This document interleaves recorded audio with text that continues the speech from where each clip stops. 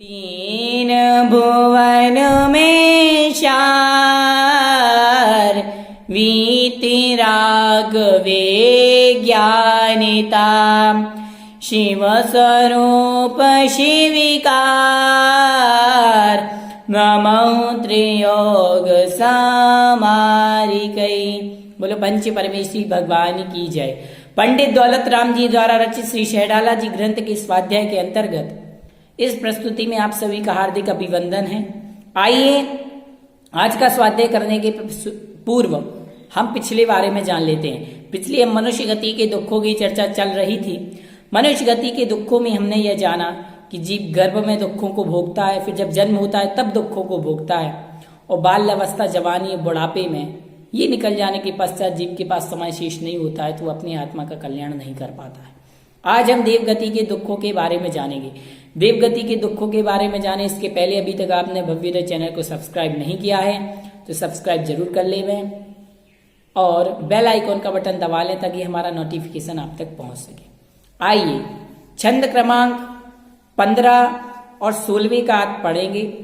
15 और 16 दोनों छंदों को एक साथ जानेंगे क्योंकि दोनों में देवगति के दुखों के बारे में चर्चा है। पहले देव 4 प्रकार के होते हैं: भवनवासी, व्यंतर, ज्योतिषी और बेमानी। पहले भवनात्रिक के दुख के बारे में समझेंगे, फिर आगे समझेंगे, ठीक है। कभी अकाम निर्जरा करे भवनात्रिक में शुरित निधरे विष चाह दावान दयो मरते विलाप करत दुख सयो। कभी अकाम निर्जरा करे भवनात्रिक में सुरित निधरे विष चाह दावान दयो मरते विलाप करत दुख सयो।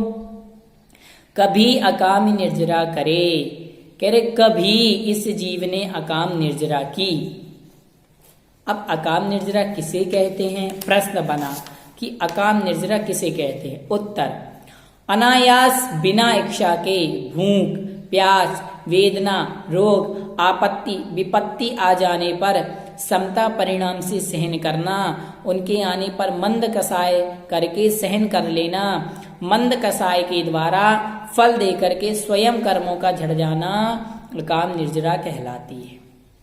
तो इस जीव ने जब कभी अकाम निर्जरा की तो अकाम निर्जरा के प्रभाव से भवनात्रिक, अर्थात भवनात्रिक मतलब भवनवासी, व्यंतर और ज्योतिषी, सुरतन, इनमें इसने सुरतन, सुरतन अर्थात देव पर्याय को धरे अर्थात धारण किया। इस जीव ने अकाम निर्जरा करके किसको धारण किया? भवनात्रिक, या तो ज्योतिष देव बन गया या व्यंतर या भवनवासी।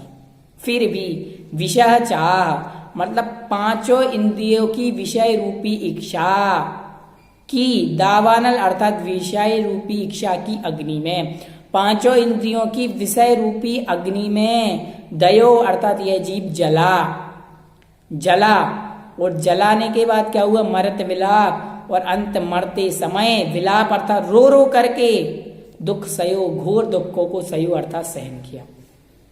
पहले तो इस जीव ने अकाम निर्जरा की और अकाम निर्जरा करके ये देव गति में गया, भवनात्रिक में गया। भवनात्रिक में जाकर के विषयों को खूब भोगा और विषयों को भोग करने से अंत में जब यह जीव मरा तो इसने खूब दुखों को सहन किया, क्योंकि इतने सुख भोगने के बाद जब देवों की अंत समय आ जाता है तो उनको 6 महीने पहले उनके गले में जो मंदार नाम की माला रहती है वो मुरझाने लगती है और उन्हें पता चल जाता है कि अब हमारी मृत्यु निकट आ रही है, जिससे वो रोते हैं, विलाप करते हैं और घोर दुखों को सहन करते हैं। एक बार और समझते हैं। कभी इस जीव ने अकाम निर्जरा की तो मर करके भवनवासी, व्यंतर, ज्योतिषी देवों में से किसी एक प्रकार का देव का शरीर धारण किया, परंतु वहां इंद्रियों की विषय रूपी भयानक अग्नि में यह जलता रहा और अंत में मरते समय इसने घोर दुखों को सहन किया। आइए इसके कुछ प्रश्नोत्तर को जान लेते हैं। पहला, अकाम निर्जरा किसे कहते हैं? तो अकाम निर्जरा हम समझ ही चुके हैं कि अकाम निर्जरा किसे कहते हैं। मंद कषाय द्वारा फल दे करके कर्मों का स्वयं झड़ जाना अकाम निर्जरा कहलाता है। मंद कसाय द्वारा फल देकर के कर्मों का स्वयं झड़ जाना अकाम निर्जरा कहलाता है। अब देवगति किसे कहते हैं? देवगति नाम कर्म के उदय से देवों में जन्म होना देवगति कहलाती है। देवगति नाम कर्म के उदय से देवों में जन्म होना देवगति कहलाती है। भवनत्रिक कौन कहलाते हैं? भवनत्रिक में 3 आते हैं, भवनवासी, व्यंतर, ज्योतिषी। भवनत्रिक के दुख कौन कौन से हैं तो ये हम समझ ही चुके हैं। आइए आज एक छंद और पढ़ते हैं और उसे समझते हैं। अब इसमें भवनत्रिक में तो 3 देवों का समझ लिया, भवनवासी, व्यंतर, ज्योतिषी। अब 4 निकाय के देवों में जो एक वैमानिक देव बचे उनके बारे में, उनके भी दुख है, उन्हें भी समझते हैं। जो विमान निवासी हूँ थाय, सम्यक दर्शन बिन दुख पाए, थैते चय थावर तन धरे, यो परिवर्तन पूरे करे। जो विमान निवासी हूँ थाय, सम्यक दर्शन बिन दुख पाए, तैते चयतावर तन धरे, यो परिवर्तन पूरे करे। क्या कह रहे?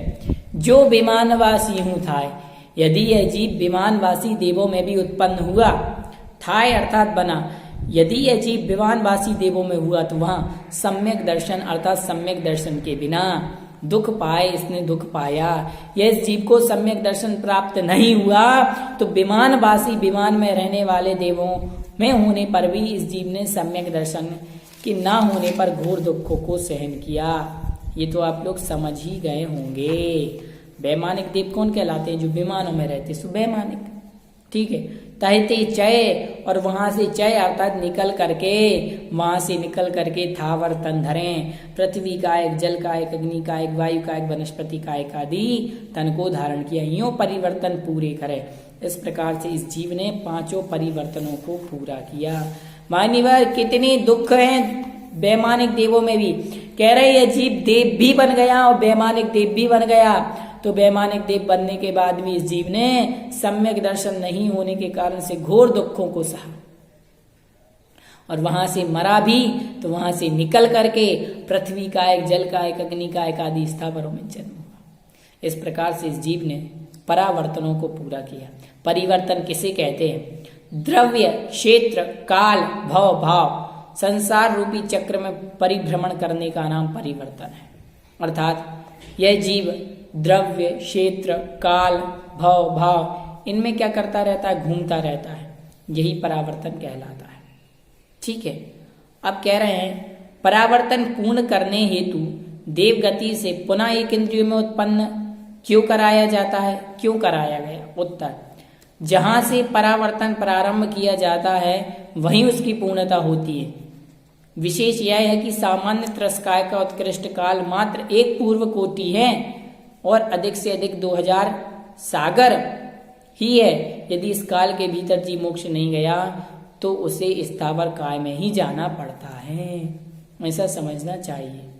ठीक है। अब हमने ये तो समझ लिया। अब एक प्रश्न, देव एक इंद्रिय क्यों बन जाते हैं? उत्तर, देवों की मरण के 6 महीने पूर्व उनकी मंदार नाम की माला मुरझाने लगती है, शरीर और वस्त्र अलंकार क्षीण होने लगते हैं। धीरे धीरे ऐसा जान करके जो मिथ्या दृष्टि देव हैं वो बिलक बिलक करके रोते हैं और अवधि ज्ञान से स्त्रियों की घृणित गर्भालय का संकलेश करते हैं कि स्त्रियों के गर्भ में जाएंगे। कैसा घृणास्पद होता है। तो इस कारण से आयु के अंत में देव मर करके एक इंद्रिय में उत्पन्न हो जाते हैं, संकलेश खोटे परिणामों के द्वारा। ऐसा हमें समझना चाहिए। तो इस प्रकार से देवगति के दुख हुए। प्रश्न, आप लोग देवगति के दुखों को अपनी कॉपी में लिख लें, दोनों छंदों के अंदर जो बताया है। कुछ मैं शब्दार्थ बता रहा हूँ, उसे भी लिखना है।